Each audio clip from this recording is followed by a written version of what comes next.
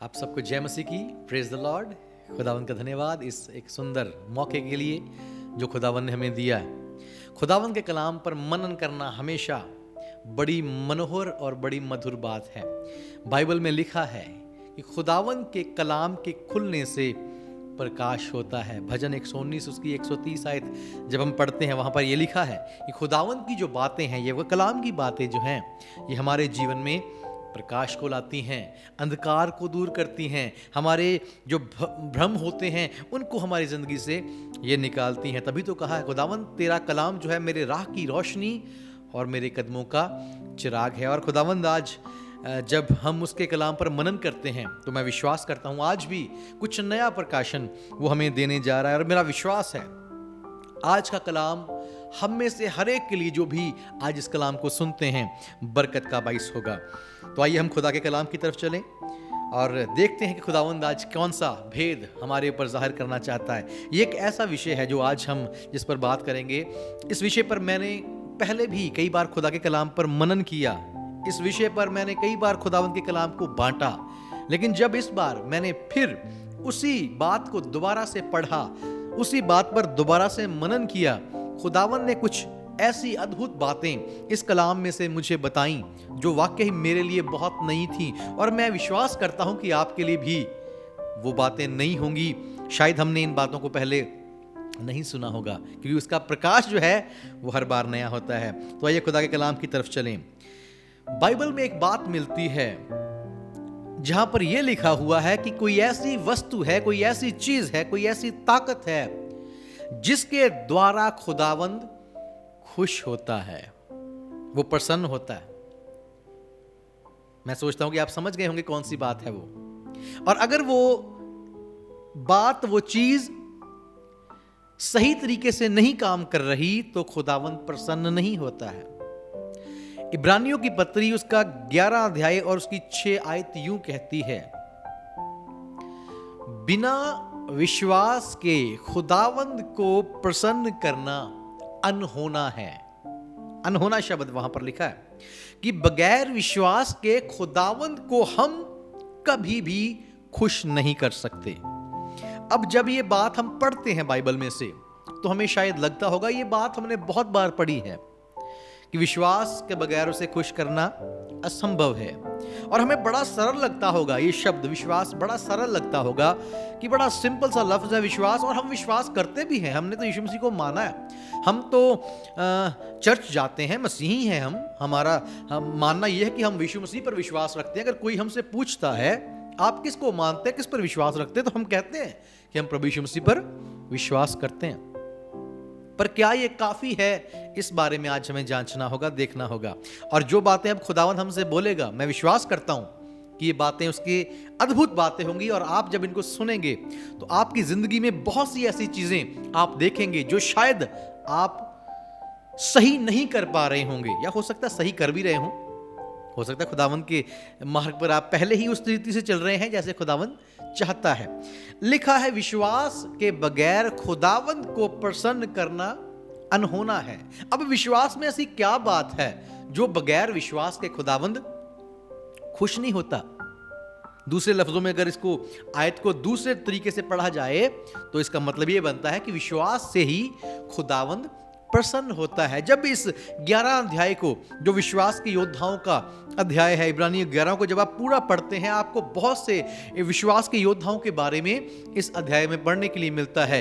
और आप उनके जीवन को जब पढ़ते जाते हैं आपको समझ आने लगता है कि उनका विश्वास कैसा विश्वास था। क्या सिर्फ बातों का ही विश्वास था या बातों के साथ कुछ और भी उनके विश्वास के साथ जुड़ा हुआ था। विश्वास जो है बड़ा सिंपल और साधारण लफ्ज है। विश्वास, फेथ, बड़ा इजी है। हर एक बंदा जो मसीह को जानता है, हर एक भाई बहन, वो इस शब्द के बारे में अच्छी तरह से परिचित है। लेकिन विश्वास एक ऐसा यंत्र है, विश्वास एक ऐसा माध्यम है, विश्वास एक ऐसी ताकत है जो उतनी सरल और सिंपल नहीं है जितनी हम उसे समझते हैं। हम यही सोचते हैं इसके बारे में कि विश्वास हम यीशु मसीह पर करते हैं, बस वही विश्वास है। लेकिन बाइबल बयान करती है कि विश्वास उससे कहीं अधिक महत्वपूर्ण है। जब खुदावंद के कलाम को हम पहला कुरिन्थियों उसके 12 अध्याय में पढ़ते हैं, उसकी 7 आयत से 11 आयत तक, आप इन आयतों को नोट कर सकते हैं और बाद में साथ साथ भी पढ़ सकते हैं, बाद में भी इस कलाम पर आप मनन कर सकते हैं। पहला कुरिन्थियों 12 अध्याय उसकी 7 आयत से 11 आयत तक जब हम पढ़ते हैं, वहां पर खुदा के द्वारा दिए गए वरदानों की बात है, वहां पर आत्मा के वरदानों की बात हम पढ़ते हैं, और वहां पर आप ये पाते हैं कि जो विश्वास है ये खुदावंद का दिया हुआ एक वरदान है। विश्वास सीधा वो नहीं है जो आपके अंदर आपने पैदा किया है ना, विश्वास एक गिफ्ट है जो खुदावंद हमें देता है। और मैं विश्वास करता हूं हर एक विश्वासी, तभी तो हमारे नाम के साथ विश्वासी लगा हुआ है, कि जिस वक्त हम यीशु मसीह को मानते हैं, जिस वक्त हम यीशु मसीह को ग्रहण करते हैं, हमें वो विश्वास का जो उपहार है, विश्वास की जो गिफ्ट है, वरदान है, वो हमें दिया जाता है। जब पतरस कलीसिया को प्रचार कर रहा था तो वो यही बात कहता है कि तुम्हें, जब तुम मसीह को ग्रहण करते हो तो विश्वास तुम्हें दान के रूप में दिया जाएगा। विश्वास एक दान है, एक वरदान है जो खुदावंद अपने लोगों को देता है। जो भी उसके पास आता है, उसको मानता है प्रभु करके, उसको विश्वास का गिफ्ट वो दे देता है। पहली बात, विश्वास एक वरदान है, एक गिफ्ट है खुदावंद का जो वो हमें देता है। दूसरी बात, जब हम गलतियों की किताब उसका 5 अध्याय उसकी 22 और 23 आयत को पढ़ते हैं, गलतियों की किताब उसका 5 अध्याय उसकी 22 और 23 आयत को पढ़ते हैं, वहां पर आत्मा के फल की बात की गई है, आत्मा के फल की बात की गई है। और अद्भुत बात यह है कि वहां पर भी विश्वास का जिक्र मिलता है। वहां पर भी लिखा हुआ है कि जो विश्वास है वो आत्मा का फल है। वरदान ऊपर से आता है, फल यहां से आता है, फल हमारी जिंदगी से आता है। और फल के लिए आपको और मुझे मेहनत करनी पड़ती है मेरे भाई मेरी बहन। अगर वो वरदान जो है वो गिफ्ट तक ही सीमित रहे, एक विश्वासी चर्च जा सकता है, बहुत समय से बाइबल अध्ययन करता हो सकता है, बहुत रोजे रखने वाला हो सकता है, उसके पास अगर विश्वास जो है वो सिर्फ वरदान तक ही सीमित है और उसके अंदर वो फल का रूप अभी तक नहीं ले पाया, तो वो विश्वास व्यर्थ है। ऐसा विश्वास हमारा उद्धार नहीं कर सकता। ये खुदा का कलाम पाक हमें बताता है। याकूब की पत्री उसके 2 अध्याय में इस बात को हम आगे चलकर देखते हैं कि क्या ऐसा विश्वास जो सिर्फ वरदान तक ही रह गया, क्या वो हमारा उद्धार कर सकता है? क्या वो हमारे खुदावंद को प्रसन्न करता है या नहीं करता? ये देखने वाली बात है, ये समझने वाली बात है मेरे भाई मेरी बहन। विश्वास शब्द तो बड़ा सिंपल है, साधारण है, लेकिन पहली बात हमने देखी, विश्वास जो है ये एक वरदान है जो खुदावंद हमें देता है। आप सब विश्वासियों को वो वरदान दिया गया है, वो दान में ही दिया गया है। पतरस के शब्दों में देखें तो वो दान में दिया गया है। आपके पास वो विश्वास है, दान के रूप में आपको मिल गया। दूसरा हमने देखा, विश्वास जो है वो एक फल है जो हमें अपने अंदर पैदा करना है, उसको बढ़ाना भी है। और तीसरी बात, अगर हम खुदा के कलाम को इफिसियों की पत्री उसका 6 अध्याय और उसकी 16 आयत में देखें, इफिसियों की पत्री उसका 6 अध्याय उसकी 16 आयत में, वहां पर जिक्र आता है आत्मा के उस पूरे आर्मर का, उसके शस्त्र बस्त्र का। कलाम पाक कहता है तुम आत्मा के खुदावंद के सारे शस्त्र बस्त्रों को धारण कर लो। और इफिसियों 6 की 16 में लिखा है कि तुम विश्वास की ढाल को थाम लो। अब विश्वास जो है वो एक गिफ्ट है, एक वरदान है, विश्वास एक फल है। और तीसरी बात यहां पर हम देखते हैं खुदा का कलाम में कि विश्वास जो है वो एक ढाल है, वो आर्मर का हिस्सा है, वो शस्त्रों और बस्त्रों का एक हिस्सा है। यह साधारण बात नहीं है मेरे भाई। जब खुदावंद कलाम में किसी बात को इतनी अहमियत देता है, उसके बारे में लिखा कि वो खुदावंद की तरफ से मिलता है वरदान, फिर वो एक फल है, आत्मा का फल भी है, और उसके बाद वो आपकी ढाल बन जाता है, इसका मतलब है विश्वास कुछ खास है, उससे बढ़कर है जितना हमने आज तक उसको सोचा है या समझा है। तभी तो लिखा है विश्वास के बगैर उसको प्रसन्न करना अनहोना है। अनहोना शब्द बड़ा जबरदस्त है। यह नहीं लिखा कि विश्वास के बिना उसको प्रसन्न करने की कोई और पॉसिबिलिटी है? आप कर सकते हैं प्रसन्न, कोई और तरीका, कोई और अल्टरनेटिव ना, कुछ नहीं। विश्वास के बगैर उसको प्रसन्न करना अनहोना है। अब मैं चाहता हूं कि आप अपने दिमाग में एक चित्र बनाएं, अपनी आंखों के सामने एक चित्र बना लें, तब ये बात आप अच्छे तरीके से समझ नहीं पाएंगे जैसे हम आगे बढ़ते हैं। सबसे पहले विश्वास आ गया, जिसकी हम बात कर रहे हैं, विश्वास जो खुदा को खुश करता है। उसके बाद पहली बात है कि विश्वास जो है वो खुदा के द्वारा हमें दिया जाता है, वो हमें गिफ्ट में देता है। हम विश्वास नहीं कर सकते जब तक वो ना चाहे, हम विश्वास नहीं कर सकते।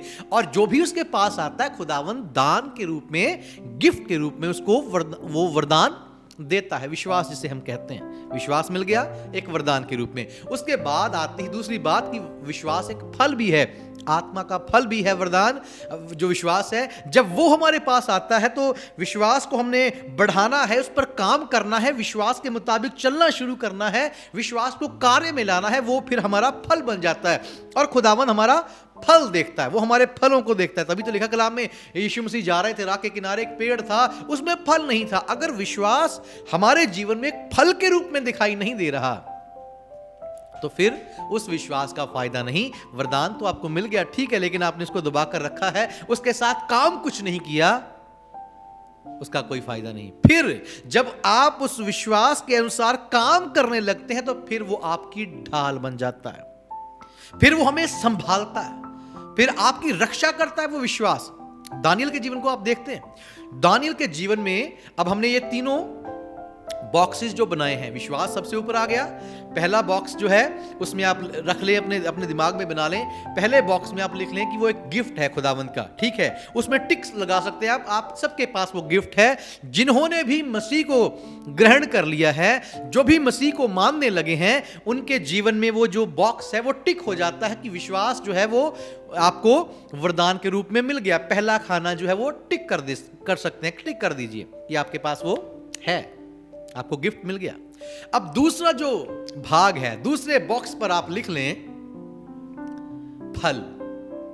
अब यहां पर जो बात है ये समझने वाली बात है कि क्या फल, इस फल को, इस खाने को हम टिक कर सकते हैं या नहीं कर सकते। यहां पर जो सारा दारोमदार है वो टिका हुआ है। दूसरा हिस्सा और तीसरा हिस्सा जो है ये आपस में बड़े जबरदस्त तरीके से लिंक्ड हैं। अगर आप और मैं अपने जीवन में इस दूसरे बॉक्स को टिक नहीं कर सकते, इस पर सही का निशान नहीं लगा सकते, तो तीसरा जो बॉक्स बचा हुआ है, तीसरा हिस्सा जो है, वहां पर भी वो टिक का निशान नहीं आ सकता। यदि हम चाहते हैं कि हमारा विश्वास जो है हमारी ढाल बन जाए, यदि हम चाहते हैं कि हमारा विश्वास हमारी निगहबानी करे, हमारी रक्षा करे, जैसे दानियल के जीवन में वो तीनों बॉक्स जो थे वो टिक थे, सही का, वो बड़े आराम से सही का निशान लगा सकता था। दानियल जो था खुदा का भक्त बंदा, उसको खुदा ने विश्वास जो था वो दिया, उसके पास वरदान के रूप में विश्वास था। दूसरी बात, अब उसके पास विश्वास तो था, वरदान तो था, लेकिन एक वक्त ऐसा आया जब राजा की तरफ से यह घोषणा हुई कि अब तुम लोगों ने, सारे राज्य ने, हर एक व्यक्ति ने किसी भी अपने ईश्वर की उपासना नहीं करनी, केवल मेरी ही उपासना, मेरी आराधना करनी है। दानियल के पास भी वो फरमान पहुंचा। अब बात आती है, हमारा विश्वास क्या एक्टिव विश्वास है या वो मरा हुआ, या वो पैसिव है, या वो डेड फेथ है। लेकिन लिखा है कलाम में, उसके पास खबर तो पहुंच गई कि राजा ने ये सारा अनाउंस कर दिया है, सब कुछ हो चुका है, लेकिन उसका विश्वास जो था वो फल बन चुका था। अब उसने, कलाम कहता है, उसने फिर अपनी खिड़की को खोला, जैसे वो हर दिन प्रार्थना करता था। उसने अपनी खिड़की को खोला और यरूशलेम की तरफ मुंह करके उसने प्रार्थना करनी शुरू की। उसने काम किया। वो उस आज्ञा को सुनकर बैठ नहीं गया कि राजा की आज्ञा पास हो गई, कानून पास हो गया, अब मैं कुछ नहीं कर सकता, प्रभु तू तो जानता है, अब तो मुझे बैठना ही पड़ेगा, छिपना पड़ेगा, चुप करना पड़ेगा। नहीं, उसका विश्वास क्रियाशील विश्वास था। वो जानता था कि उसका खुदा जो है वो सबसे ताकतवर सामर्थी खुदा है, उससे बड़ा और कोई नहीं। ये बादशाह दुनिया के हैं, लेकिन वो उस खुदा पर यकीन रखता था, विश्वास रखता था जो उसे बचाने की ताकत रखता था। क्या आपके और मेरे पास ऐसा विश्वास है? क्या हम कह सकते हैं कि हाँ, अगर मुझे शेरों की मार में डाला जाए तो मेरा खुदा मुझे बचाएगा? क्या हम कह सकते हैं कि नहीं? ये कहने के लिए कॉन्फिडेंस चाहिए, और कॉन्फिडेंस तब आता है जब हमने विश्वास को एक्टिव किया है। अगर मरा हुआ विश्वास है, फिर ये बात हम ही आपके साथ नहीं कह पाएंगे। फिर हमें शक होगा कि क्या वाकई अगर मुझे फेंक दिया जाए शेरों की मांद में तो क्या मैं बचूंगा या नहीं, कहीं शेर मुझे खा ही ना जाए। ये शक जो है वो नहीं होगा। कब? जब आपका विश्वास एक्टिव विश्वास है, जब मेरा विश्वास एक्टिव है। और दानियल के बारे में कलाम यही कहता है कि उसने लगातार वैसे ही प्रार्थना की, उसे शेरों की मांद में डाल दिया गया। लेकिन जबरदस्त बात देखने वाली यह है, शेरों की मांद में तो उसको डाल दिया गया, लेकिन उसका विश्वास अब उसकी ढाल बन चुका था। अब उसका विश्वास उसकी रखवाली करने वाला विश्वास बन चुका था। जब वो वहां पर डाला गया, जब दानियल ने अपना जो फल था, विश्वास का फल खुदा को भेंट किया, तो खुदा ने उसके हाथ में विश्वास की ढाल थमा दी। वो डाला गया, लेकिन लिखा शेरों ने से छुआ तक भी नहीं, उसका बाल भी बांका नहीं हुआ, सही सलामत वो उस जगह से बाहर आता है और खुदावंद का नाम जलाल पाता है। मेरे भाई मेरी बहन, आज आप और मैं कैसा विश्वास लेकर अपनी जिंदगी में आगे बढ़ रहे हैं, ये आपको और मुझे जांचना होगा।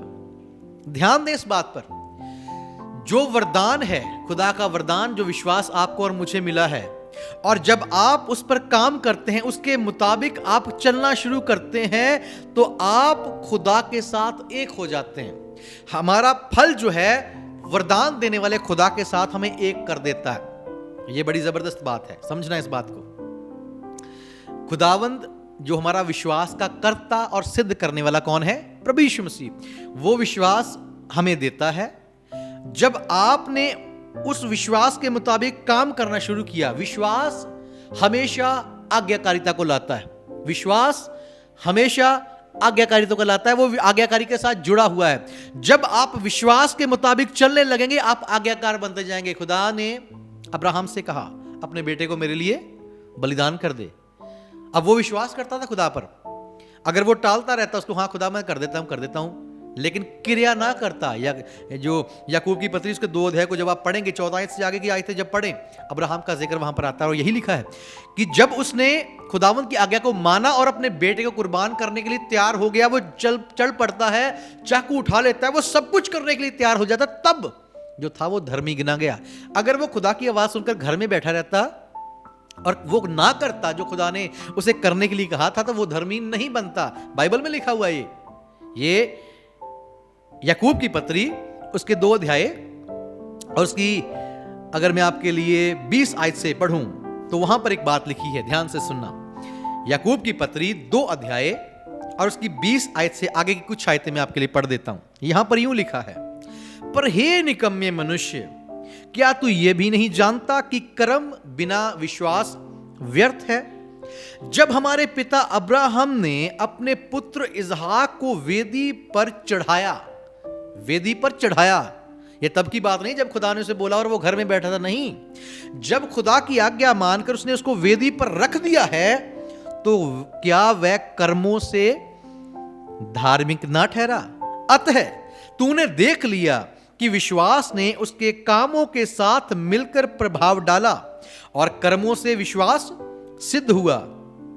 23वीं आयत कहती है, और पवित्र शास्त्र का यह वचन पूरा हुआ, अब्राहम ने परमेश्वर का विश्वास किया और यह उसके लिए धर्म गिना गया और वह परमेश्वर का मित्र कहलाया। 24वीं आयत ध्यान से सुने, खुदा के कलाम की यह बात है, यह किसी इंसान की बात नहीं, यह मेरी बात नहीं कि मैं आपसे कह रहा हूं, खुदा का कलाम यह कहता है।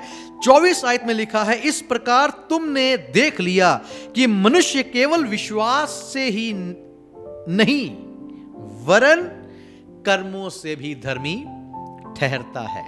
आज कलीसिया के पास कौन सा विश्वास है, यह हमें जांचने की जरूरत है। मेरे भाई मेरी बहन, कलीसिया आज विश्वास तो करती है, लेकिन मैं समझता हूं कि 80% कलीसिया के जो लोग हैं, उनका सिर्फ पहला जो हिस्सा है, जो खुदा की तरफ से विश्वास उनको मिला है, वहीं पर वो टिक कर सकते हैं कि हां हमारे पास विश्वास है, और उसके उस पहले खाने के साथ ही वो अपने आप को विश्वासी कहते हैं। हम विश्वासी हैं क्योंकि हमारे पास विश्वास है, खुदा ने उपहार के रूप में हमें विश्वास दिया है, हम विश्वासी बन गए हैं। एक सच्चा विश्वासी वो नहीं जिसको खुदा ने विश्वास दिया और वो विश्वास लेकर बैठा हुआ है, हाँ यीशु में विश्वास करता हूं, संडे चर्च चला जाता है, रोजे रख लेता है, लेकिन जब तक हम उस विश्वास को एक्टिव फेथ नहीं बनाते, जब तक उसके मुताबिक काम नहीं करते,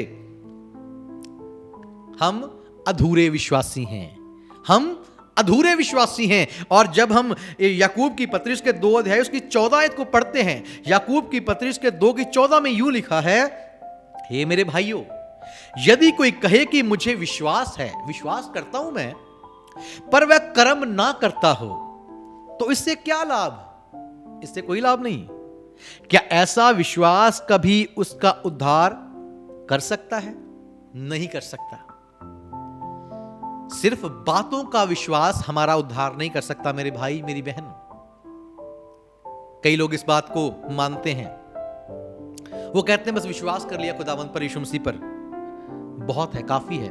काफी नहीं है। हमारा मरा हुआ विश्वास हमारा उद्धार नहीं करवा सकता। और मरा हुआ विश्वास वो विश्वास है जिसके साथ कर्म नहीं जुड़ा होता। अगली आयतें जब हम इसकी पढ़ते हैं 15 और 16 आयत, उनमें लिखा हुआ है, आप बाद में पढ़ सकते हैं, याकूब की पत्री 2 की 15-16 में जब हम पढ़ते हैं, लिखा कि अगर कोई व्यक्ति तुम्हें ऐसा मिलता है जो नंगा है, जो भूखा है, और तुम एक अच्छे विश्वासी होने के नाते उनको ये कह देते हो, जाओ मैं तुम्हारे लिए दुआ करता हूं, तुम्हें खुदा की आशीष देता हूं, तुम तंदुरुस्त रहो, तुम गर्म रहो और तुम तृप्त रहो, तुम्हारे पास भोजन हो भरपेट खाने के लिए, और घर में हमारे पास सब कुछ पड़ा हुआ है, घर में कपड़े भी हैं, हम उस गरीब को कपड़े दे सकते हैं, उस नंगे को ढांप सकते हैं, घर में खाना भी पड़ा हुआ है, हम उसको रोटी देकर उसकी भूख मिटा सकते हैं, लेकिन हमने वो काम नहीं किया। विश्वास ये करते हैं कि खुदा तुम्हारे लिए कर सकता है, मैं तुम्हारे लिए दुआ कर देता हूं, जाओ तुम गर्म रहो और तृप्त रहो। तो लिखा है ऐसा विश्वास जो है वो, उस विश्वास का कोई लाभ नहीं। अगर विश्वास कर्म सहित नहीं है तो वो मरा हुआ विश्वास है, और अगर वो मरा हुआ विश्वास है तो वो खुदावंद को खुश नहीं कर सकता, और अगर वो खुदावंद को खुश नहीं कर सकता तो वो विश्वास हमारे उद्धार का कारण भी नहीं बन सकता। आपने बाइबल में बहुत बार पढ़ा, यीशु मसीह लोगों को प्रचार कर रहे थे और काफी समय बीत चुका था, 3 दिन बीत चुके थे, लोग भूखे थे, बहुत बड़ी भीड़ थी, 5000 लिखा है पुरुष ही वहां पर थे, बहुत बड़ी भीड़ थी। और अब यीशु मसीह ने अपने चेलों को कहा कि ये बहुत समय से हमारे साथ हैं, इनको कुछ खाने को दो।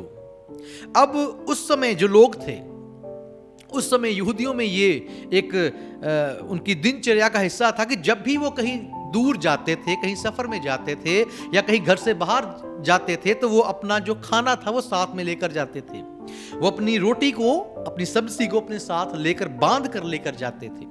हालांकि बाइबल इसके बारे में नहीं बयान करती कि क्या वहां पर उन लोगों के पास उनकी रोटियां थी या भोजन था, वो लिखा नहीं हुआ, लेकिन उनका सिस्टम यह था कि जब भी वो घरों से निकलते थे अपनी रोटियां वो साथ लेकर जाते थे। वो सब कलीसिया को दर्शाते हैं। कलीसिया में बहुत से लोग थे, लेकिन जब यीशु मसीह ने उनसे कुछ चाहा, उनसे कुछ मांगा, तो वो क्या दे पाए?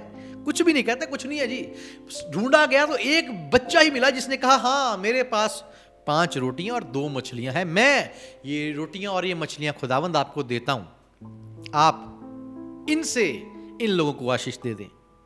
आज मेरे भाई कलीसिया में ज्यादातर लोग जो हैं, मैं 80% की बात ही कर रहा हूं, 80% मेरे हिसाब से ऐसे लोग हैं जो सिर्फ लेने वाले ही हैं, देने वाला विश्वास उनके पास नहीं है। वो फ्री में सब कुछ चाहते हैं, फ्री में उनको मिल जाए, यीशु फ्री में उनको नौकरियां दे, फ्री में उनको रोटियां दे, फ्री में उनको तंदुरुस्ती दे, फ्री में उनको गाड़ियां मिले, फ्री में सब कुछ हो जाए। कहते हैं फ्री में हमें मिल जाए सब कुछ। लेकिन जब जहां देने की बात, जहां अपने कंफर्ट जोन से, अपने आराम की जगह से निकलकर बाहर निकलने की बात आती है, वहां पर हाथ खड़े हो जाते हैं, हमारे पास कुछ नहीं है। ऐसा विश्वास मसीहियों हमें नहीं बचा सकता। उस छोटे बालक ने, वो भी उनका ही हिस्सा था, और लिखा उसके पास रोटी थी, उसके पास मछली थी, कि वो उनका सिस्टम ही ऐसा था कि जब भी वो घर से निकलते थे तभी तो उसकी माँ ने उसे रोटी और वो मछली दी थी बांध करके कि अगर मेरा बच्चा जा रहा है तो इसको भूख लगी, ये खा सकता है। और पॉसिबिलिटी है कि उन लोगों के पास भी रोटियां थी, लेकिन उन्होंने निकाली नहीं। वो निष्क्रिय विश्वास वाले लोग थे, वो सिर्फ मेला देखने वाले थे। आज कलीसिया में भी मेरे भाई मेरी बहन ऐसे बहुत से लोग हैं जो ये समझते हैं कि शायद हम बहुत अच्छा कर रहे हैं, शायद हमारा चर्च जाना काफी है, शायद जितना हम कर रहे हैं नाम के मसीह का जीवन जी रहे हैं वो काफी नहीं है। मेरे भाई मेरी बहन, ऐसा विश्वास हमारा उद्धार नहीं कर सकता। आप जानते हैं बाइबल में लिखा है, एक बार एक जवान धनी पुरुष यीशु मसीह के पास आता है। यीशु से आकर वो पूछता है कि मैं अनंत जीवन पाने के लिए क्या करूं मैं जिससे मुझे अनंत जीवन मिल जाए। यीशु मसीह उससे कहते हैं कि तू कलाम की बातों को मान, जो व्यवस्था में मूसा ने नियम लिखे उनको मान। वो कहता है मैं मानता हूं, इनको तो मैं बचपन से ही मानता आया हूं। यीशु मसीह ने कहा फिर एक काम की कमी है भी है, तू ऐसा कर, तू जा और जो कुछ तेरे पास है, अपना धन दौलत, तू धनी व्यक्ति है, धन दौलत को बेच दे और उनको गरीबों में बांट दे, सारी चीजों को गरीबों में बांट दे। वो नहीं कर पाया। यीशु ने कहा उनको उसको बेचकर कंगालों को बांटकर मेरे पीछे हो ले, मेरे पीछे हो ले। अब ये भी एक विश्वासी का ही चित्र है। कुछ विश्वासी ऐसे हैं जो यीशु के पास आकर बड़ी बड़ी बातें तो बोलते हैं, यीशु मैं क्या करूं मुझे बता, और जब यीशु कहता है वो हिस्सा जो तेरे जीवन का सबसे महत्वपूर्ण हिस्सा है उसे तू छोड़ और मेरे पीछे हो ले, वहां पर बात जो है वो हाथ खड़े हो जाते हैं, नहीं ये मैं नहीं कर सकता। मतलब ये है मेरे भाई, यहां प्रश्न ये है कि हम अपने जीवन में खुदावन को कौन सा स्थान देते हैं। खुदावन हमसे यह नहीं बोलता कि हम अपने घरों को छोड़ें, परिवारों को छोड़ें, नहीं, लेकिन क्या अगर ऐसी एक जगह हमारे जीवन में आई जहां पर ऐसा कदम हमें उठाना पड़े तो क्या हम उठा पाएंगे या नहीं। प्रश्न वो है, वो दर्शाता है कि हमारा विश्वास जिंदा है या मरा है। आप एक कहानी को और बाइबल में देखते हैं, एक व्यक्ति को डाकुओं ने मारा। लिखा है कि याजक भी उसके पास से गुजर गया, एक लेवी भी उसके पास से गुजर गया। ये पासवानों के लिए बड़ी गंभीर बात है, मेरे लिए बड़ी चुनौती की बात है। लिखा है वो व्यक्ति राह के किनारे बैठा था और पासवान साहब अपनी गाड़ी में से उसके पास से गुजर गए। उसको देखकर बड़ी खराब हालत है, चलो कोई और आ जाएगा, गुजर गए। दूसरा छोटा पास्टर आया, लेवी भी आया, वो भी गाड़ी में से देखकर वो भी गुजर गया, चलो कोई और आया। और लिखा पीछे एक सामरी व्यक्ति, गरीब निर्धन, एक साधारण, जिसकी समाज में शायद वैल्यू भी नहीं थी, कोई उसे जानता नहीं था, वो आ गया। उसने जब उसे देखा वो तरस से भर गया, कंपैशन से भर गया। उसने उसको उठाया, अपने साथ उसके घाव साफ किए, उसको सराय में ले गया और सराय के मालिक को भी उसने 2 दिनार दिए और कहा कि ये मैं तुझे अभी दे रहा हूं, मैं किसी काम से जा रहा हूं, फिर आऊंगा और जो बाकी बनता है वो तुझे दूंगा, इस भाई का ध्यान रखना। ये है एक्टिव फेथ। अब विश्वास उनके पास भी था, वो जो याजक निकल गया और जो लेवी निकल गया, वो दोनों विश्वासी थे, बड़े वाले विश्वासी थे लोगों की नजर में। वो तो खुदावन के दास थे, लेकिन वो ऐसे ही गुजर गए।